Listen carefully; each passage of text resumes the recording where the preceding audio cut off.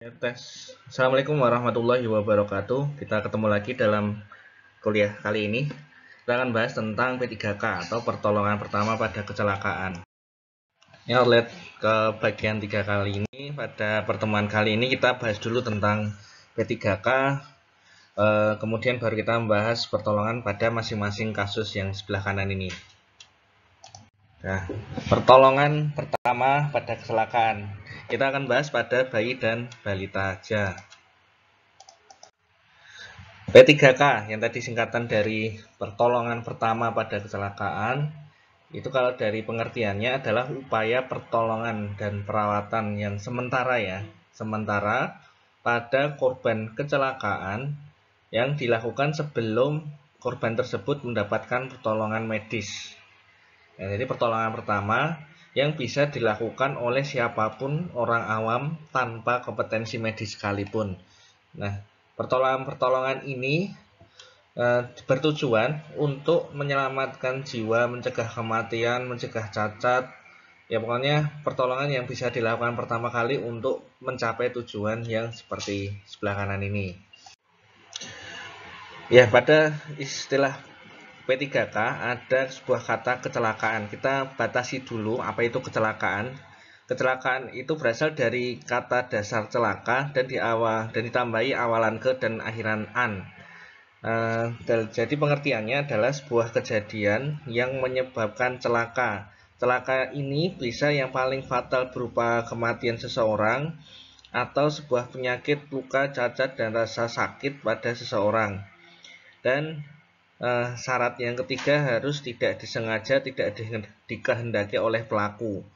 Kecuali anak kecil ya, nanti pembahasan lebih lanjut. Contohnya adalah ketika orang bunuh diri karena dia mencelakai dirinya sendiri, tapi karena dia sengaja, itu tidak termasuk kecelakaan. Poin ketiga ini. Nah, makanya poin yang bawah ini, kalau sebuah kejadian kecelakaan terjadi karena dia tidak mematuhi prosedur, nah ini masih simpang siur. Kalau dari undang-undang apa?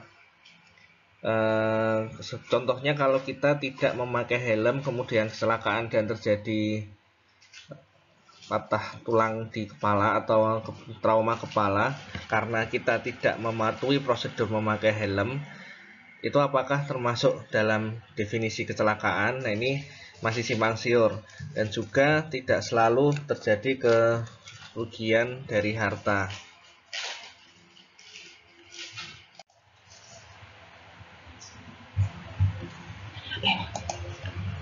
Contohnya ya, ini contoh kasusnya bunuh diri dengan sengaja meminum alkohol yang terlalu banyak.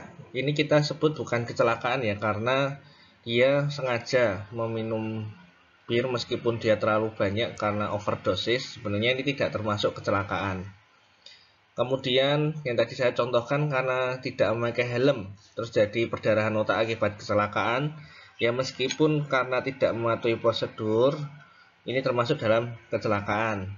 Kemudian anak kecil yang menelan kelereng, ya tertelan ya sebenarnya ya, tapi anak kecil kan sengaja menghendaki menelan kelereng itu sendiri, terus dia tertelan kelerengnya. Nah ini juga sebenarnya termasuk dalam kecelakaan meskipun anak kecil tersebut menghendakinya.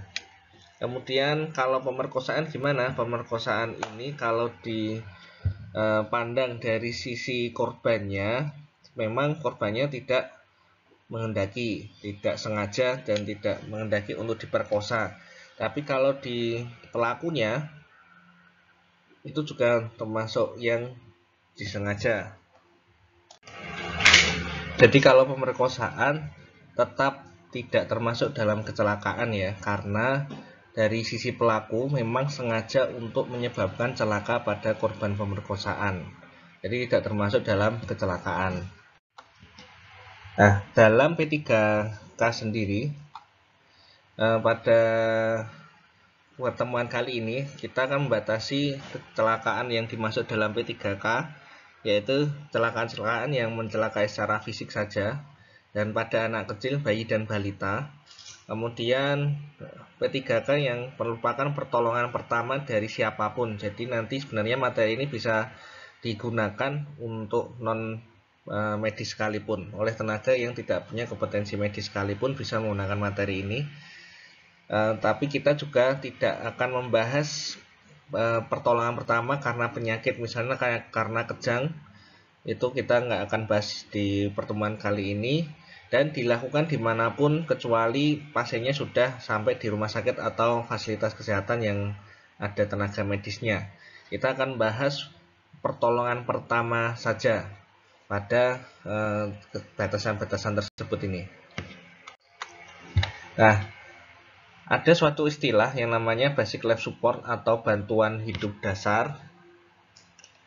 Apa sih perannya bantuan hidup dasar dalam P3K?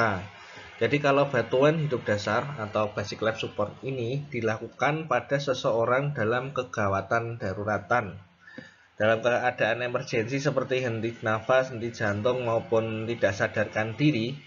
Nah, ini baru kita lakukan yang namanya bantuan hidup dasar yang bisa disebabkan karena penyakit ataupun kecelakaan. Nah, bantuan hidup dasar ini sebenarnya bisa dilakukan oleh semua orang yang pernah terlatih. Kalau di negara maju itu sudah banyak orang yang non medis sekalipun melakukan basic life supportnya ini. Tapi kalau di negara-negara berkembang yang masih berkompetensi untuk melakukan basic life support adalah seringnya adalah tenaga medis. Yang non medis itu ya jarang, tapi ada yang pernah mengajarinya. Contohnya adalah Pak Polisi itu juga harus diajari tentang basic life support. Nah, apa sih perbedaannya basic life support ini sama P3K? Ini sama-sama pertolongan pertama pada penyakit maupun kecelakaan, tapi yang satunya pertolongan pertama pada kecelakaan saja. Apakah basic life support ini masuk ke dalam bagian P3K atau tidak? Nah, jadi gini jawabannya.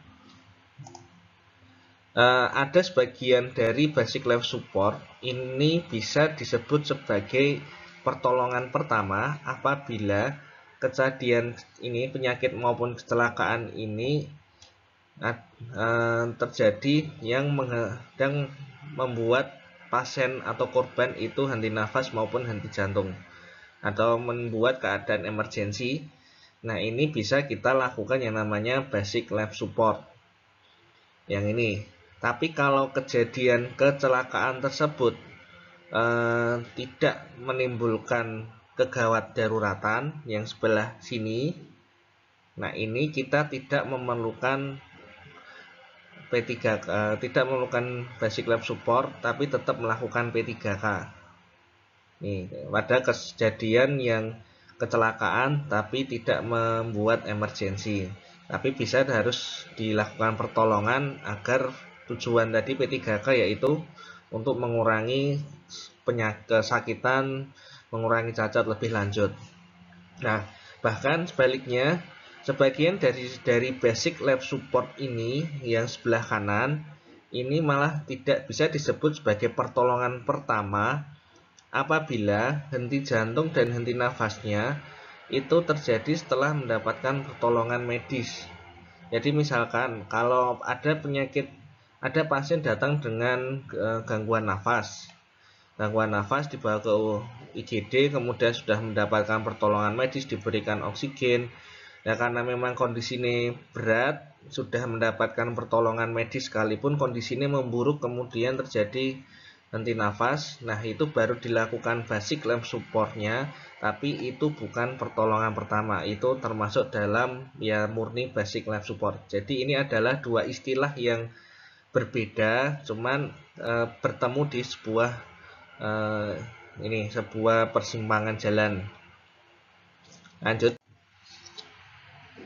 Ini contohnya, ini adalah kasus-kasus yang terjadi di lalu lintas ya. Contohnya kita terjadi kecelakaan lalu lintas di mana korban mengalami perdarahan hebat. Nah, ini yang gambar di atas, ini adalah pertolongan pertama. Jadi ketika mengeluarkan, membawa jangan sampai kayak gini, menggotongnya seperti ini, memberikan pertolongan pertama dulu pada lukanya. Nah, ini kita disebut sebagai P3K. Tapi kalau yang bawah ini dilakukan ketika kecelakaan ini menyebabkan pasiennya tidak sadarkan diri, henti jantung atau enggak nafas. Ini baru kita lakukan basic life support. Jadi tadi dua istilah yang berbeda tapi bisa bertemu dalam suatu kondisi yang sama. Nah, prinsip P3K pada bayi dan balita. Jadi kalau ada kejadian kecelakaan pada bayi dan balita, ada 3 kemungkinan ya, Jadi kemungkinan pertama, kita sebagai orang tua langsung dari bayi dan tersebut, atau kita sebagai saksi yang melihat kejadian tersebut atau di sekitar kejadian, atau pasiennya sudah kecelakaan kemudian dibawa ke tempat kita atau datang sendiri yang kita dianggap sebagai seseorang yang dipercaya. Nah, ini nanti ada masing-masing ada P3K-nya sendiri-sendiri. Contohnya adalah ketika sebagai aktor langsung ataupun sebagai saksi, ya kita harus segera, karena kita melihatnya, kita tidak perlu melakukan wawancara lebih dalam. Kita sudah melihatnya, kita cuma tanya singkat. Tapi kalau kita tidak melihat kejadian tersebut, kita harus melakukan pertanyaan. Nah, nanti intinya pertolongan pertamanya kurang lebih sama. Prinsipnya yang pertama adalah tidak panik ya. Panik, karena panik itu adalah musuh utama pertolongan pertama pada kecelakaan. Itu musuhnya adalah panik. Siapapun, orang tua, penolong, selama dia panik, itu akan mengganggu pertolongannya. Jadi yang pertama kali dilakukan adalah mengatasi panik terlebih dahulu, kemudian mengamankan diri dan aman sekitar, kemudian menilai jenis kecelakaan yang terjadi, apakah itu tabrakan, tertelan, tertusuk, atau yang lain-lainnya. Baru kita kalau sudah tahu, misalkan kalau kita melihat sendiri bisa langsung kita kasih pertolongan. Nah, baru kita beri pertolongan pertama kalau kita sudah menentukan jenis kecelakaan yang terjadi. Kadang-kadang kita juga memerlukan bantuan orang lain untuk membantu kita. Terus, jangan lupa setelah memberikan pertolongan pertama, jangan lupa merencanakan, menginformasikan langkah tindakan selanjutnya kepada orang tuanya. Yang pertama, tidak panik ya. Baik diri sendiri sebagai penolong, sebagai orang tua, dan orang sekitar tempat kejadian itu tidak boleh ada yang panik. Nah, gimana caranya? Ya, kita pertama kali mulai dari diri sendiri dulu. Kita jangan panik, ambil nafas, menenangkan diri dulu. Kalau panik kita duduk dulu. Kemudian kalau memang orang lain yang panik, kita bisa menggunakan komunikasi yang bertujuan untuk menenangkan ibu tersebut. Contohnya kalau ibu, misalkan ini ada ibu membawa bayinya yang sedang kegawatan ke tempat kita habis kecelakaan atau ada masalah, terjadi kondisi kecelakaan yang berbahaya, ya kita bisa menenangkan ibunya dulu dengan komunikasi yang baik dan benar. Contohnya, tenang Bu, bayi akan saya periksa dulu, ibunya sudah panik ke sana ke sini, yang kita bikin tenang dulu. Atau kalau perlu kita minta bantuan orang lain untuk membantu menenangkan ibu tersebut. Kemudian pindah posisi, kita harus menempatkan diri pada posisi yang benar. Kita harus menempatkan diri sebagai leader atau memimpin, atau kita harus menempatkan diri sebagai asisten kalau ada leader lain di tempat kejadian untuk memberikan P3K. Kalau misalkan di tempat kejadian atau TKP terjadi kecelakaan, tidak ada leadernya, tidak ada yang menginisiasi untuk membantu, ya kita harus maju duluan untuk memposisikan kita sebagai leader. Misalkan, maaf Bu, saya seorang bidan, saya bantu dulu. Nah, ini kita memposisikan diri kita sebagai leader dalam pemberi pertolongan. Terus, tunjuk kerabat dekat. Kalau misalkan ada yang panik di keluarganya, kita harus bisa menunjuk kerabat dekat dari korban sebagai penentu keputusan jika orang tuanya tidak kooperatif, misalkan karena panik. Terus yang kedua, amankan diri dulu, kemudian amankan lingkungan.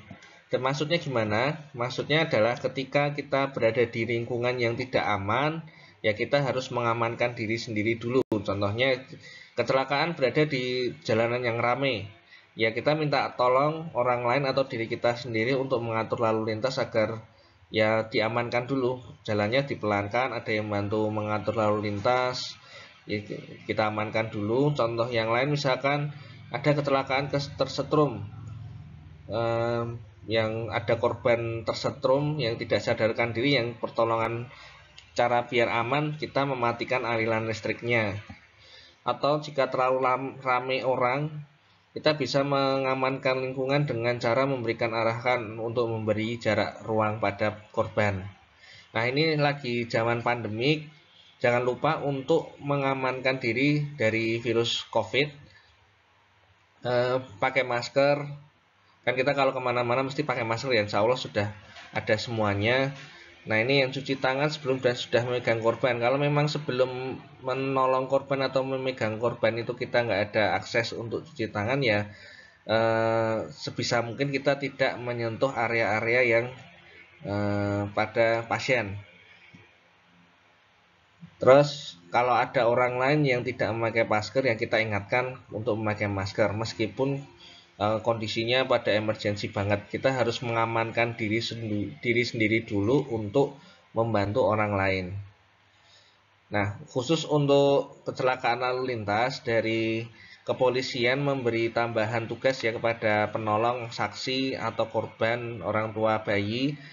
Yang pertama harus dilakukan adalah segera melapor ke 911 ya. Kalau di Indonesia juga ada 911. Ya, tapi saya belum pernah nyoba ya. Ya intinya kita menelepon dulu kalau memang ada kecelakaan, menelepon ke kantor polisi terdekat. Kalau kita tidak bisa menelepon, ya minta tolong orang lain untuk meneleponkan. Nah, himbauannya jangan memindahkan barang bukti. Jadi kalau bisa misalkan dompet tergeletak bebas, ya kita amankan dulu aja dengan memberi tanda atau gimana, tapi jangan memindahkan, himbauan dari Pak polisinya. Nah, juga yang paling sering yang akhir-akhir ini lagi beberapa waktu yang lalu viral itu, kalau ada kecelakaan tidak etis kalau mengunggah foto ataupun video ke media sosial. Kemudian saat korban datang ke tempat kita, yang kita lakukan adalah menilai jenis kecelakaannya. Kita bisa mengetahui jenis kecelakaannya dengan sebagai orang tua langsung, atau kita bisa melihat. Kalau kita tidak bisa keduanya tersebut, tidak bisa melihat, ya kita harus melakukan wawancara singkat. Ingat, anamnesis atau wawancaranya dilakukan sesingkat secepat-cepatnya sambil menilai kegawat daruratan yang nampak. Kemudian misalkan bayi tertelan koin, ya toh. Kalau kita didatangi oleh orang tua dengan bayi yang tertelan koin, yang kita tanyakan aja ukuran koinnya berapa, waktu kejadiannya berapa, jangan-jangan kemarin ada gangguan sesak atau enggak, dan lain sebagainya. Terus dan baru kita melakukan pertolongan pertama yang akan kita bahas di setelahnya. Terus langkah terakhir, jangan lupa untuk memberikan penjelasan langkah tindak lanjut selanjutnya setelah pertolongan pertama diberikan. Ini bisa berupa dibawa ke fasilitas kesehatan lain atau rumah sakit. Kemudian ada kemungkinan untuk dilanjutkan perawatan selanjutnya di rumah. Dan kontrol berapa hari setelahnya. Kemudian kalau memang dia harus dirujuk ke rumah sakit, jangan lupa, biasanya itu pada kaget ya, carikan, kita harus mendeteksi adanya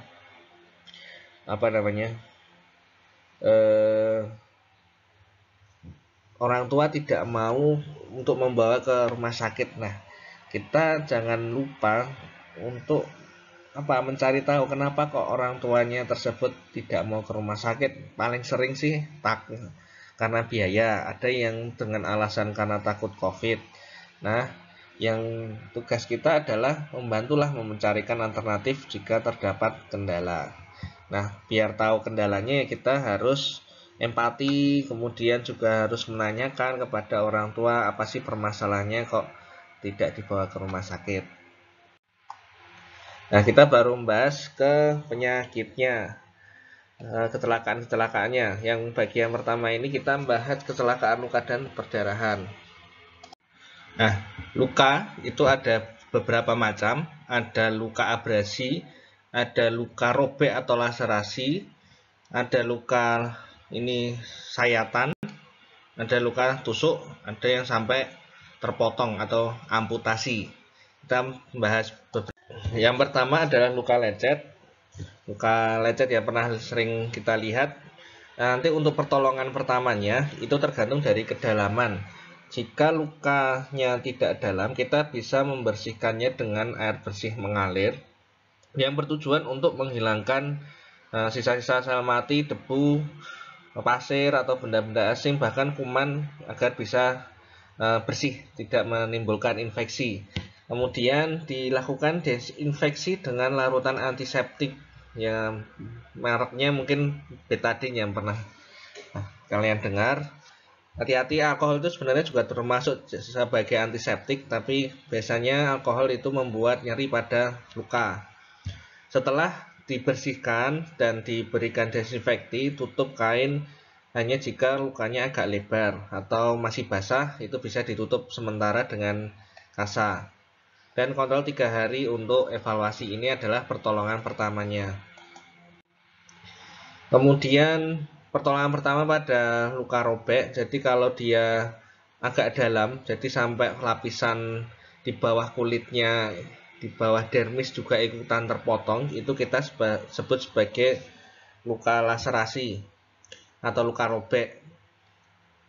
Caranya adalah sama, kita pertolongan pertama bisa membersihkan dulu dengan air bersih mengalir. Hanya jika memungkinkan ya, misalkan kondisinya stabil atau lukanya masih bisa cuma seperti ini masih bisa kita bersihkan dulu. Tapi kalau luka sobeknya agak parah, ya memang tidak memungkinkan, nanti kita minimal tutup dengan kain kasa steril.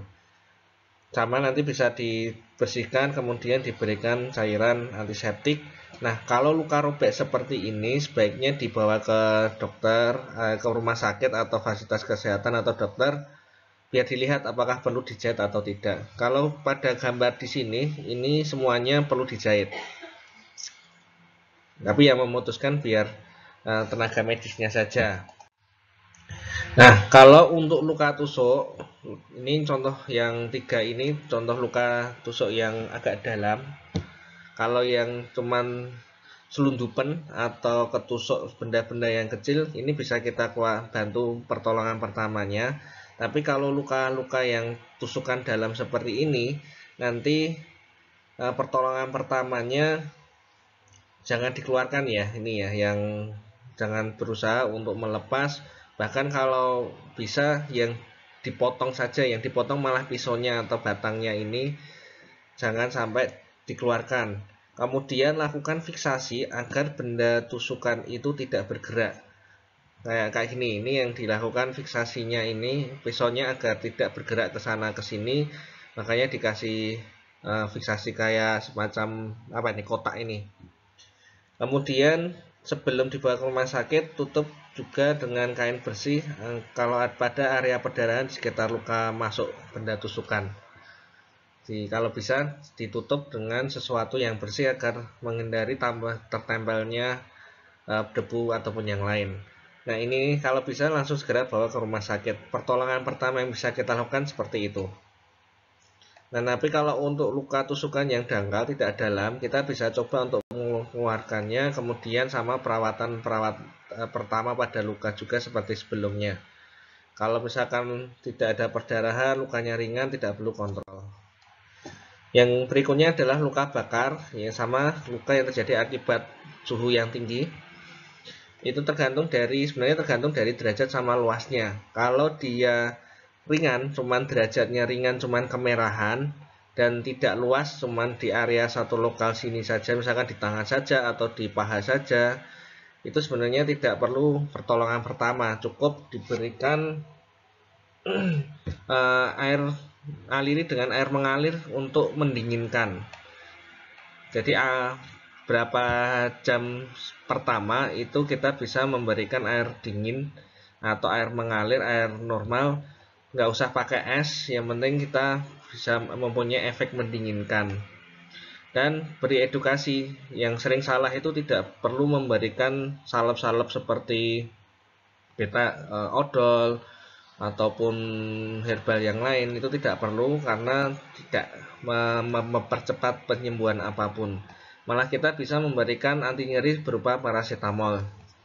Nah, selain itu, kalau ada luka melepuh-melepuh atau bahkan sampai derajat 3 yang sampai menghitam, atau apalagi ditambah luka derajat pertama, luka bakar derajat pertama tapi yang sangat luas, itu harus segera dirujuk ke fasilitas kesehatan atau rumah sakit. Nah, pertolongan pertama yang bisa kita lakukan yang kalau bisa tutupi area yang terbakar itu dengan kain bersih atau kasa ya, dan tujuannya untuk mengurangi gesekan pada luka. Lanjut. Yang berikutnya adalah mimisan. Ya, keluar darah ya.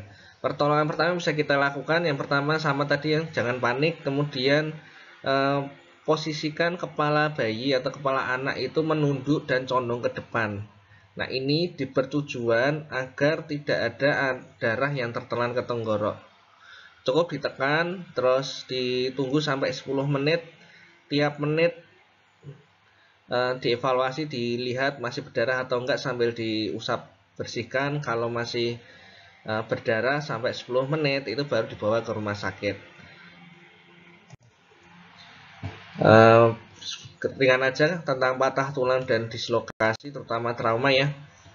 Jenis-jenis fraktur patah tulang, ada yang patah tulang terbuka, ada yang patah tulang tertutup. Kalau sampai tulangnya keluar kita sebut sebagai patah tulang terbuka, fraktur terbuka.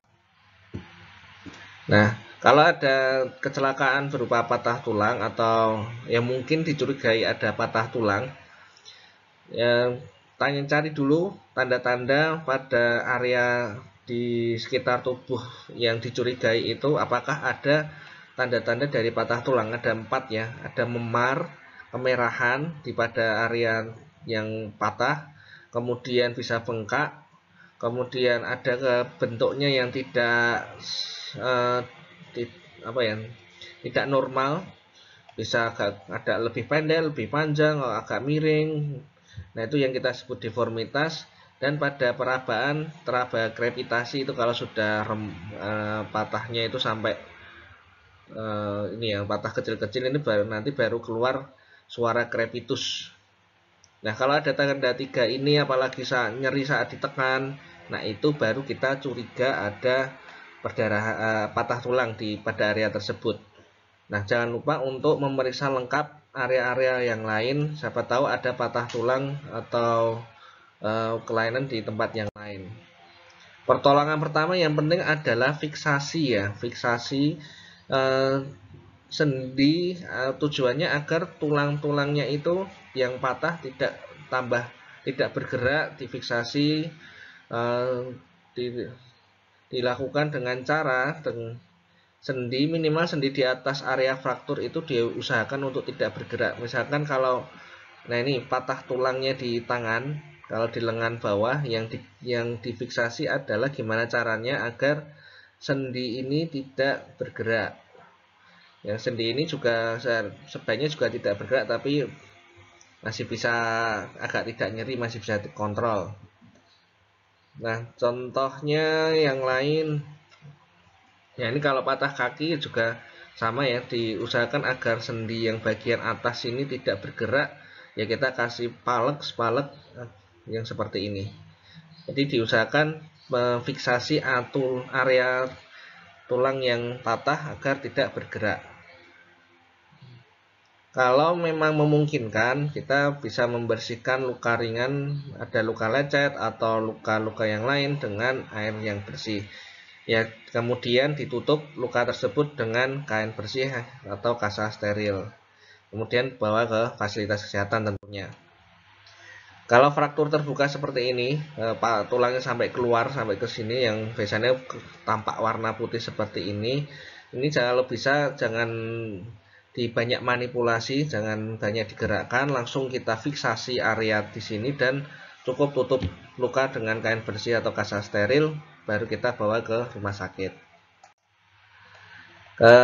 Benturan kepala atau trauma tumpul termasuk pasca jatuh, adat atau tidak terlihat memar. Sebenarnya tidak ada pertolongan pertama, misalkan seorang bayi jatuh dari kasur atau dari kecelakaan dari motor kemudian kepalanya terbentur, sebenarnya tidak ada pertolongan pertama kalau nggak ada kejang atau nggak ada bantuan kegawatan emergensi, itu tidak ada pertolongan pertama.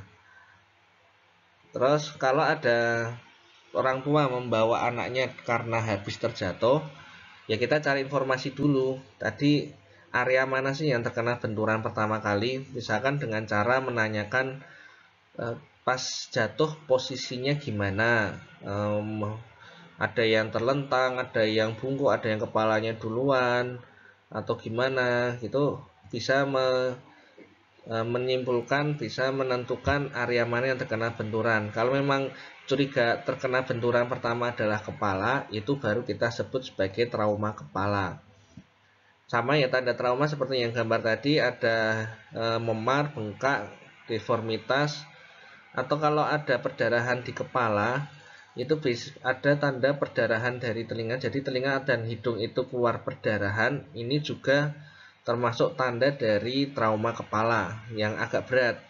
Meskipun masih sadar, kalau ada perdarahan telinga sama hidung, kita curiganya tetap ada perdarahan di kepala.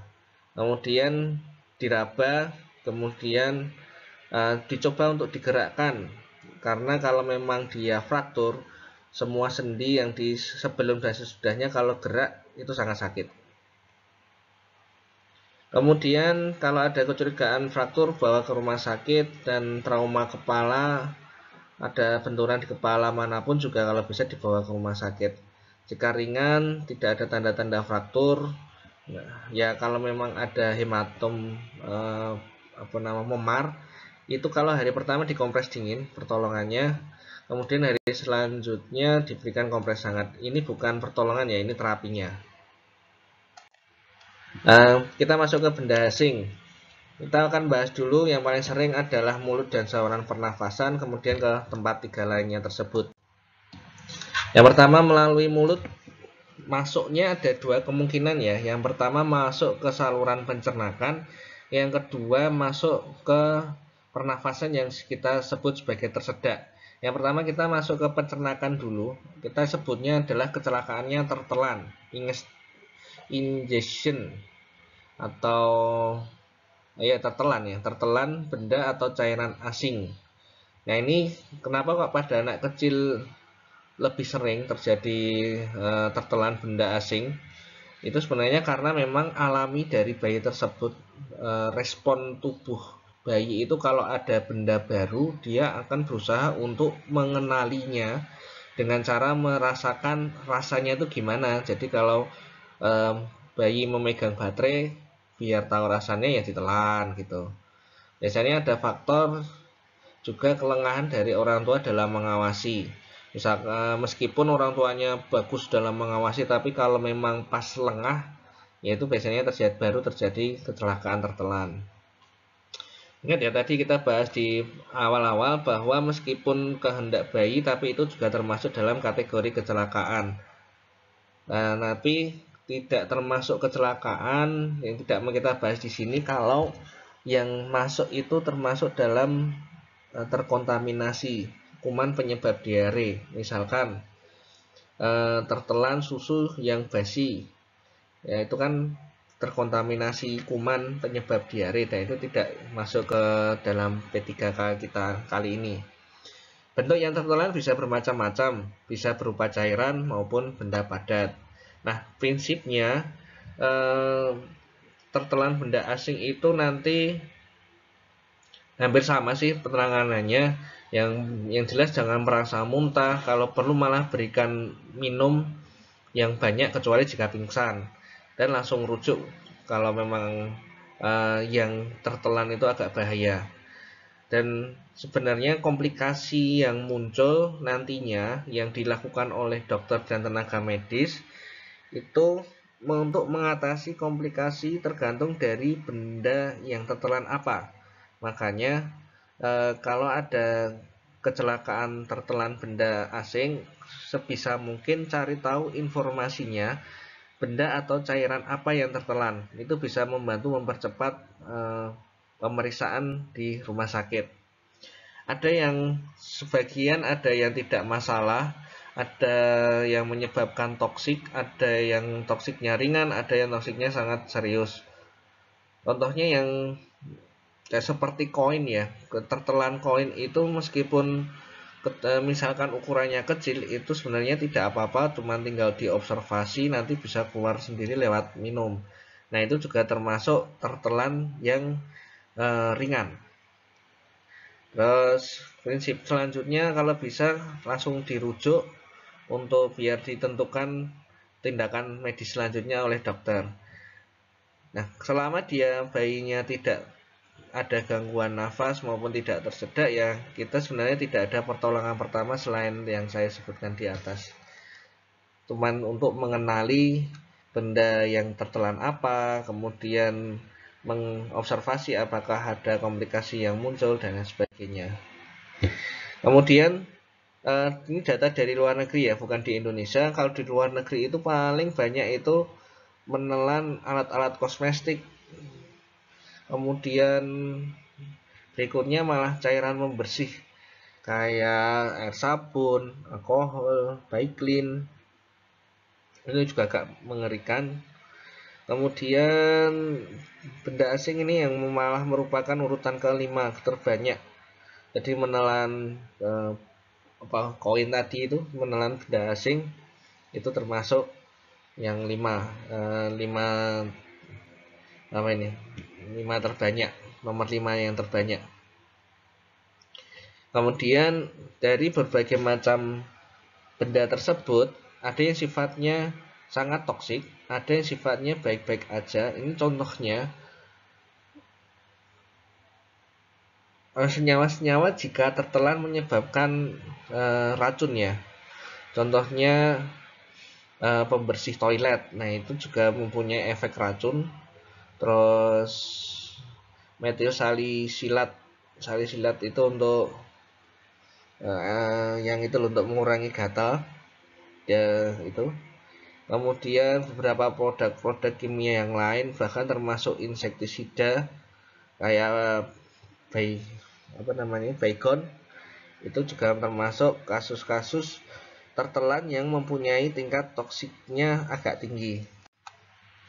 Nah, pertolongan pertama yang pada benda asing yang masuk ke pencernaan melalui mulut, yang pertama kita bisa melihat mulutnya dulu. Apabila benda yang tertelan itu masih terlihat dan memungkinkan untuk diambil, bisa dicoba dulu untuk diambil. Tapi kalau memang tidak terlihat atau terlihat tapi cuma sedikit sekali dan nggak bisa diambil, ya kita nggak usah ngambil sebagai pertolongan pertama.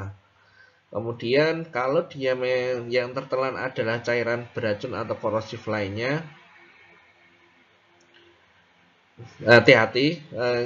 Pertolongan pertama kita bisa melakukan itu pembersihan mulut. Kalau dia masih sadar, udah agak gede, disuruh untuk kumur-kumur untuk membersihkan yang di mulutnya dulu, baru banyak minum. Nah, untuk kecuali kalau anaknya tidak sadar atau tidak kooperatif, itu tidak usah suruh minum yang banyak. Nah, kemudian kalau tertelan apapun, kalau bisa dirujuk. Nah, ini contohnya kalau memang tertelannya berupa koin dan benda kecil yang tidak tajam, pertolongan pertamanya sama, tapi nanti di rumah sakit setelah di ronsen kemungkinan besar dikeluarkan lewat feses. Nanti tergantung dari ronsennya. Terus baterai ini termasuk senyawa yang bahaya kalau tertelan. Kalau bisa ini juga tidak dimasukkan, harus perlu pengawasan lebih kalau ada anak yang bermain dengan baterai. Tapi kalau memang tak sengaja memang akhirnya tertelan, ya udah sebenarnya harus segera bawa ke rumah sakit, tidak usah minum, malah bahayanya nanti melukai dari dinding lambung. Karena biasanya kalau baterai itu harus segera dikeluarkan. Kalau benda-benda tajam yang lainnya seperti peniti, paku, jepit rambut, sekrup ini juga termasuk yang bahaya. Nanti harus dikonsulkan ke dokter bedah untuk ekstraksi cairan benda tajam tersebut. Benda-benda berukuran besar tidak ada pertolongannya, sama takutnya dia akan menyumbat usus. Kemudian cairan yang beracun yang tadi ada beberapa senyawa. Pertolongan pertamanya ya sama seperti yang disebutkan di atas, diusap lidahnya, magnum yang banyak. Terus kemudian ditanya, cari informasi apa yang senyawanya tertelan itu, apa senyawanya, nanti agar waktu di rumah sakit atau puskesmas bisa menentukan pemeriksaan atau observasi yang dilakukan. Terus tertelan yang paling sering di negara berkembang malah tulang ikan ya. Tulang ikan kecocokri kalau bahasa Boyolalinya. Itu kasus tertelan benda asing yang tersering di negara berkembang. Dan kemungkinan menancapnya paling banyak itu malah di faring. Kemudian tonsil dan palatum. Palatum itu dinding atas mulut. Malah justru esofagus itu sangat jarang. Namun kalau terjadi itu malah bisa menyebabkan masalah serius. Pertolongan pertamanya kalau memang merasa kayak tertusuk duri, ya kita bisa menyarankan pemberian P3K berupa minum yang banyak atau malah justru makan biar tulangnya itu, tulang ikannya itu masuk ke lambung bersamaan dengan makanan yang masuk. Kemudian tindak lanjutnya rujuk jika gejalanya tidak menghilang. Nah, kita masuk kemungkinan kedua, benda asing yang masuk melalui mulut tapi dia masuknya ke saluran pernafasan. Dan ini nanti bisa menyebabkan gangguan pernafasan, meskipun masuknya agak di atas di daerah faring, tapi kalau memang sampai mengganggu saluran nafas juga agak bahaya. Nah, apa sih yang bikin tersedak? Bisa makanan, bisa biji, bisa permen, bisa koin, mainan, cairan, dan lain-lain. Nah, khusus untuk cairan itu sebenarnya tersedaknya itu agak ringan ya. Jadi dia tidak akan menyumbat saluran nafas, cuman dia akan merangsang inflamasi dari jaringan paru-paru. Kalau ada inflamasi, ya itu yang bikin seseknya. Pertolongan pertama, jadi kalau ada anak tersedak apapun, biasanya respon pertamanya itu adalah dia batuk. Jadi kalau bayinya tersedak terus dia batuk, ya yang bisa kita lakukan pertolongan pertama yaitu temani aja biar anak batuk sepuasnya. Kemudian diawasi kalau ada tanda tidak bernafas, kemudian ada hal-hal emergensi lainnya, baru kita masuk ke pertolongan manuver pada kasus-kasus tersedak. Nah, pada manuver ini kita bagi menjadi dua. Bayi yang ini masih sadar, jadi dia tersedak tapi habis itu masih sadar, kita bisa melakukan 3 hal, ini sebenarnya 4. Yang 3 sama 4 ini versi lain dari ini, bahasa lain. Yang pertama adalah 5 back blow. Jadi diberikan blow itu punggung, back itu punggung belakang, blow itu semburan ya. Yang berarti semburan pada punggung belakang dengan 5. Nanti ada gambarnya. Nah, kalau dia masih kurang dari 1 tahun, untuk penekanan diafragma kita menggunakan yang namanya 5 chest thrust. Tapi kalau dia anaknya sudah agak besar, baru kita lakukan abdominal thrust untuk mengeluarkan benda tersebut juga diperbolehkan. Biasanya bayi tidak sadarkan diri, kecuali pasiennya tidak sadarkan diri ya. Itu nanti ada RCP khususnya. Nah, berikut adalah skill ya. Jadi kalau bisa kalian belajar melihat videonya, mempraktikkan sendiri berulang-ulang agar terbentuk skillnya. Ini tentang cara pemberian pertolongan pertama pada bayi-bayi anak kecil yang tersedak. Nah, tadi disebutkan di slide sebelumnya. Jadi kalau anaknya tidak ada sesak, masih bisa bernafas, cuman batuk saja yang bisa kita lakukan ya menunggu, mengobservasi, menenangkan, membiarkan anaknya itu batuk. Tapi kalau sudah mulai sesek, susah bernafas, tampak biru, baru kita melakukan manuver seperti di slide ini. Nah, kalau slide ini di sebelah kiri ini semua dan sebelah kanan ini dilakukan pada anak-anak yang sadar. Jadi dia masih sadar. Tapi kalau dia sudah tidak sadar, baru kita lakukan pertolongan basic life support-nya.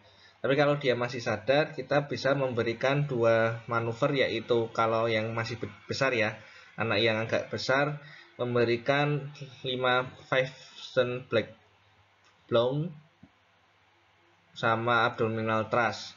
Nah, khusus yang abdominal thrust ini kalau pada bayi posisinya tidak pakai abdominal tapi pakai chest.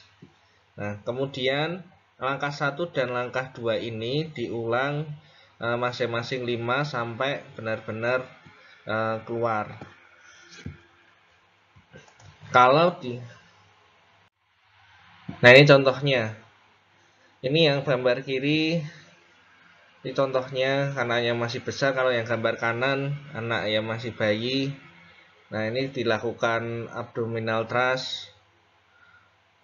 Tapi yang di contoh kiri, yang di sebelah kanan, ini pemberian manuver yang five back roll, ada bayi.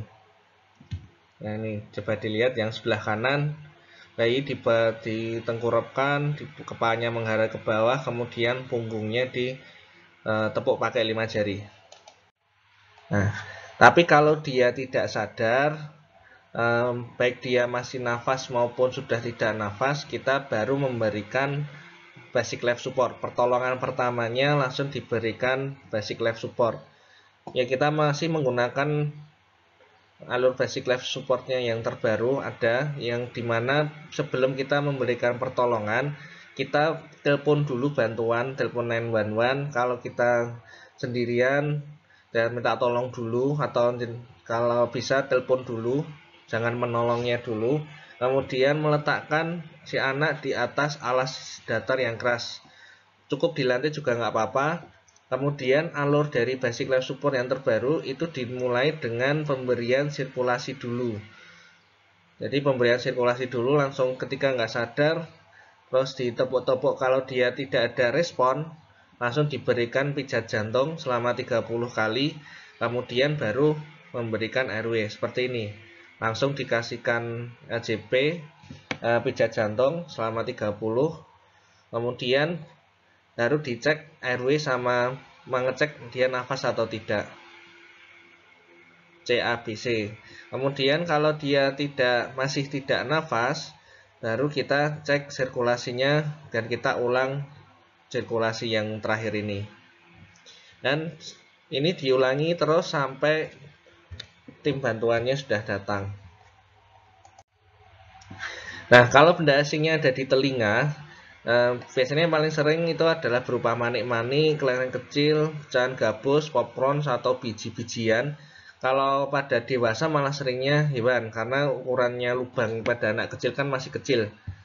Dan sebagian besar yang datang ke tempat praktek atau rumah sakit itu malah tidak merasakan sakit, tapi sebagian juga dibawa ke rumah sakit itu karena nyeri atau gatal yang sangat amat dirasakan oleh pasiennya. Kemudian baru kita lihat dulu apakah itu berupa pasir, manik-manik, atau yang lainnya.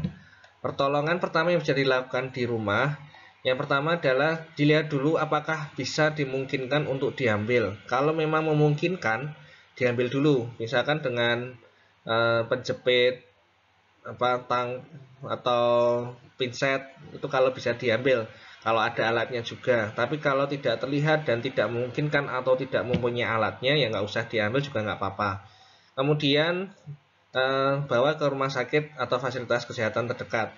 Nah, sambil membawa ke Fasdas, posisinya kepala itu yang telinga yang sakit itu berada di bawah. Nanti akan memanfaatkan gaya gravitasi sehingga diharapkan bendanya itu jatuh ke bawah. Kecuali kalau mau memberikan ini dulu minyak pada jika dimasuki hewan serangga. Jika terlihat ada gerak-gerak seperti semut atau seperti apa, itu bisa diberikan pertolongan pertama dengan pemberian ditetesi minyak. Minyaknya bisa berupa minyak olive, minyak zaitun, itu ditetesi ke telinga, tapi posisi telinganya itu kebalikannya, ada di sebelah atas agar ke minyaknya itu menggenangi telinga. Dan ini kalau dikontraindikasikan kalau riwayat gendang telinganya sudah berlubang, ini tidak boleh diberikan minyak. Biasanya kita tanya dulu apakah dulu pernah ada keluar cairan dari telinga yang terkena itu. Kemudian ini ya, hati-hati, yang perlu diedukasi ke orang tua itu jangan berusaha untuk mengambil benda itu dengan cotton bud ataupun tusuk giginya ini. Ini akan beresiko untuk memperdalam bendanya, itu malah terdorong ke dalam, malah membahayakan. Kalau bisa jangan dipaksa untuk diambil dengan alat yang seadanya seperti ini. Kemudian benda asing yang masuk ke mata, yang tersering itu cuma debu, pasir, mungkin yang kayak besi atau kayu yang kelilipannya. Yang paling bahaya itu kalau tersiram air keras, benda tajam, atau benda panas. Ini bisa menyebabkan kebutaan. Ada yang merasa sakit di matanya setelah terkena benda asing, ada yang matanya sampai merah, kadang juga bisa menyebabkan matanya sudah rusak, kebutaan, ataupun cacat permanen. Nah, pertolongan pertama, jika memang terkena zat kimia, kita bisa membilasnya dengan air mengalir selama 15-20 menit. Jadi benar-benar diguyur pakai air mengalir. Atau kalau misalkan berupa debu atau potongan kecil, kalau memungkinkan bisa dicoba untuk diambil dengan cotton bud atau kasta steril ujungnya, itu jika hanya memungkinkan ya. Atau minimal dengan dicoba dengan bilas air mengalir, itu juga bisa. Yang kalau tetes mata itu kurang recommended, karena cuman 2 tetes biasanya yang bisa kita kasih. Lebih baik kalau menggunakan air yang mengalir karena jumlahnya agak banyak. Nah, kalau yang benda asingnya itu berupa luka tertusuk, ya sebisa mungkin jangan diambil, jangan dicuci, dan tutup area mata yang tertusuk itu dengan pelindung, biar tidak gerak ke sana ke sini maupun tidak terkena apapun dari luar. Kemudian bawa ke rumah sakit jika terkena benda berbahaya. Benda asing di hidung, ya ini paling sering pada anak kecil berupa manik-manik, kelereng, mainan, biji, makanan, dan sebagainya. Biasanya yang sakit tuh ada, cuman jarang banget, malah biasanya tidak merasakan apa-apa, cuman hidungnya keluar ingus saja juga bisa. Nah, pertolongan pertama sama, kalau bisa diambil ya diambil aja, tapi kalau memang tidak memungkinkan, tidak punya alatnya, ya nggak usah diambil, nggak apa-apa karena tidak terlalu bahaya. Kemudian dibawa ke fasilitas kesehatan. Nah, yang perlu ngasih pengertian itu hidungnya itu jangan digaruk-garuk atau dikucek. Kalau memang susah ya dipegangin, dilus-lus gitu. Karena anak kecil itu memang refleks kalau ada sesuatu yang masuk ke hidung, dia akan berusaha untuk menggaruk-garuknya dari dalam, seperti mengutik-utiknya, menggaruk hidungnya dari dalam, tapi malah beresiko nanti bendanya masuk makin dalam. Nah, tenggelam. Skenario-nya ada berapa macam ke apa ya namanya kemungkinan kalau kita ketemu anak yang tenggelam. Yang pertama, yang masih ringan, begitu tenggelam dan ditolong ke pinggiran tempat yang aman, itu anaknya masih sadar dan tanpa gangguan nafas. Kalau seperti ini, sebenarnya tidak perlu P3K, tidak ada pertolongan pertama.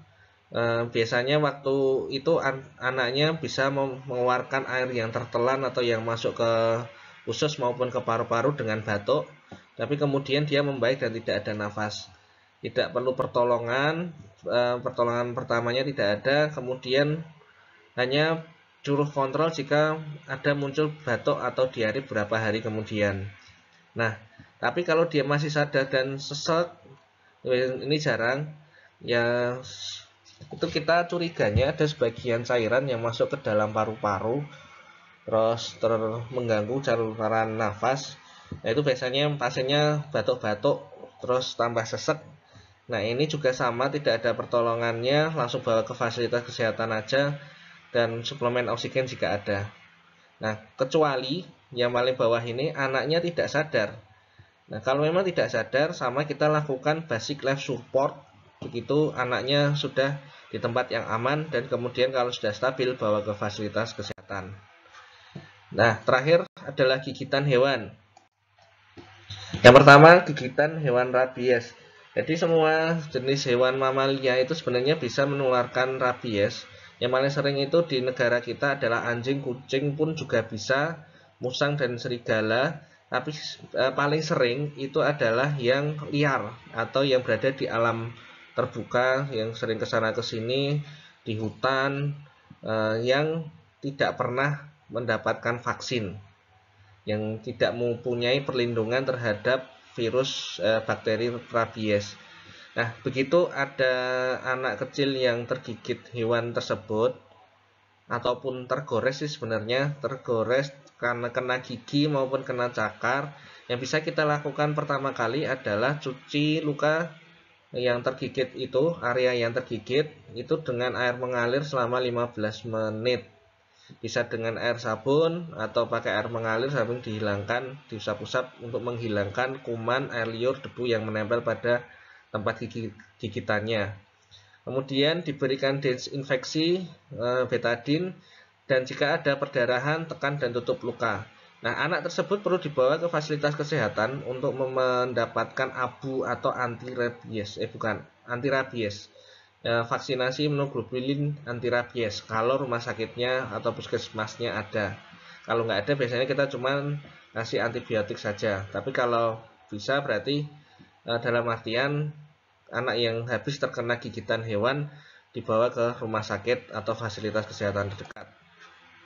Ular, kita kadang tidak melihat kejadian waktu anak kecilnya itu tergigit ular, tapi kita bisa mendapatkan informasi dari saksi yang melihatnya atau dari pemeriksaan. Jadi ada tanda radang dan ada bekas gigitan. Sebenarnya satu lubang bisa dianggap itu juga bisa karena ular, tapi biasanya ada dua. Kalau ada dua titik yang kanan kiri jaraknya tidak terlalu lebar, nah itu kemungkinan tergigit ular, bekas gigitan ular. Tapi di bawahnya, di area sekitarnya itu ada tanda-tanda radang lainnya, kemerahan, ya edema, ya bengkak. Itu kita baru curiga dia tergigit ular. Yang bisa kita lakukan pertolongan pertama di rumah yaitu cuci luka. Kemudian area yang tergigit jangan banyak gerak-gerak. Kalau perlu dimobilisasi, jangan langsung dibawa ke tempat ke fasilitas kesehatan, dan kalau bisa posisinya di bawah jantung. Kalau misalkan di kaki kan enak harus berdiri, bisa kita berdiri. Kalau tangan ya kita tangannya agak diturunkan. Nah, yang perlu dihindari adalah dua ini. Jangan mengikat. Kalau dulu kan kayak di film-film kita biasanya mengikat area di sebelum luka gigitan dengan harapan racun ularnya tidak masuk naik ke atas. Ini sebenarnya tidak efektif karena pembuluh darah itu banyak percabangannya. Jadi kalau diikat pun juga masih ada kemungkinan racun ularnya masih bisa naik ke atas. Kemudian jangan sekali-sekali menghisap apapun dari bekas luka dengan mulut. Selain resiko infeksinya itu juga karena mulut yang menyentuh ke bekas luka itu juga bisa menularkan virus tertelan ke penolong. Nah, yang perlu diperhatikan kalau memang tempat gigitannya itu pada area yang banyak perhiasan atau ada bajunya, kalau bisa dilepas saja karena biasanya seringnya bekas gigitan ular itu akan membengkak. Nah, bawa ke fasilitas kesehatan untuk pemberian abu atau antibisa ular. Tikus, ada beberapa kasus digigit tikus. Nah, ini tidak terlalu dipermasalahkan karena tindak lanjutnya nanti cukup diobservasi di rumah dan dibawa ke fasilitas kesehatan jika ada keluhan demam. Tapi sebelumnya setelah gigit, pertolongan pertama yang bisa kita lakukan ya cuman dicuci lukanya, desinfekti, kalau ada perdarahan ditekan, lainnya ini tidak ada pertolongan pertama yang lanjut. Bawa ke rumah sakit jika ada keluhan demam. Kecuali yang tadi sebelumnya, kalau rabies sama ular itu kalau bisa segera dibawa ke fasilitas kesehatan untuk mendapatkan vaksin imunoglobulin yang bersangkutan. Nah, terima kasih.